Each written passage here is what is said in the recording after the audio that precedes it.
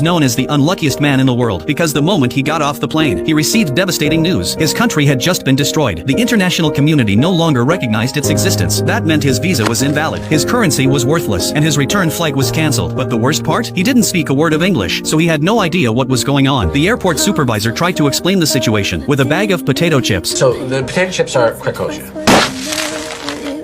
No more Krakosia. Turns out, a coup had taken place in Victor's home country just the night before, until the new government was officially recognized. He technically didn't belong anywhere, and just like that, Victor was trapped inside the airport. He couldn't go home, and he wasn't allowed to enter the United States either. With no money, no legal status, and nowhere to go, he slept on chairs pushed together to make a bed, ate free snacks from airport counters, and even found a place to shower. Then one day, the airport supervisor Frank saw something strange on security footage. Victor was walking through the terminal in a bathrobe. Frank was furious. He was in the middle of applying for a major promotion, and the last thing he needed was a homeless man in a bathrobe ruining the airport's image. So he offered Victor a way out. At noon today, Frank said, the security guards switch shifts for 5 minutes. No one will be at the main door. That's your chance to walk out. What he didn't say was that if Victor stepped outside, he'd be arrested for illegal entry, and Frank could wash his hands of the problem. Victor didn't fully understand, but he got the idea. At noon, Frank watched from the surveillance room. The guards left. Everything was in place, but Victor didn't move. He stood frozen at the exit. Then Frank noticed Victor was looking straight at the security camera, so Frank turned it away. Too late.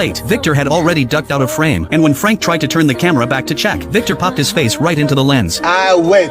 Clearly, this plan wasn't going to work, but free snacks alone weren't enough to keep him going. He was starving. Then he noticed a woman return a luggage cart and get a quarter back in return. That's when Victor saw his opportunity. Most travelers didn't care about the 25-cent deposit, so they just left the carts behind. He gathered 3, returned them, and earned his first 75 cents. That bought him his first real meal in days, a hamburger. Soon, he was returning dozens of carts, upgrading from burgers to full combo meals. But Frank had been watching, and he wasn't going to let Victor turn his airport into a side hustle, so he assigned security staff to collect all the carts. Victor's cart retrieving business was over. Back to free snacks. Still, he didn't give up. He bought a dictionary and some books, and studied English every night with a headlamp. Day by day, word by word, he learned enough to start real conversations. When he felt ready, he went to Officer Dolores to apply for entry. She couldn't understand why he was bothering, but Victor smiled and said, You have 2 stamps. 1 red, 1 green. So, I have chance go New York 50-50. What he meant was, as long as he kept trying, he had a shot. Frank, meanwhile, was still keeping tabs on him. He figured Victor would eventually get desperate and do something illegal. Then he'd finally have a reason to get rid of him. But that night, something unexpected happened. A food delivery guy named Enrique brought Victor dinner. Why? Because Enrique had a crush on Officer Dolores, but was too shy to talk to her. He saw Victor chatting with her every day and came up with a deal. You help me win her heart, and you'll never go hungry again. Victor agreed. From then on, he talked to Dolores daily, not to apply for entry, but to find out everything she liked. Then he'd report back to Enrique, who rewarded him with meals from the VIP lounge. It worked out perfectly for both of them. During this time, Victor's English improved even more. He was finally fluent. Thanks to Victor's help, Enrique learned everything about Dolores, and Dolores started noticing Enrique too. Eventually, he worked up the courage to ask her out. He showed up in his best suit, nervous but hopeful, and when Dolores arrived, she held out her hand, showing she felt the same. They got married right there at the airport. It was simple, but unforgettable. Travelers clapped. Strangers cheered. That little wedding car became a symbol of love and hope for everyone who saw it. Watching it all, Victor realized he couldn't rely on Enrique forever. He needed a job, but no store in the airport would hire him. No ID, no phone number, nothing. At the last shop, the manager told him, even if I wanted to hire you, how would I reach you without a phone number? Victor took that as hope. He ran outside, memorized the number of a public phone, and gave it to the manager. The guy pretended he'd call. Victor waited all night. No food, no bathroom breaks. He just stood there, waiting. Eventually, the phone rang. The manager told him the job was already filled, and asked him not to sit outside the shop anymore. Heartbroken, Victor wandered through the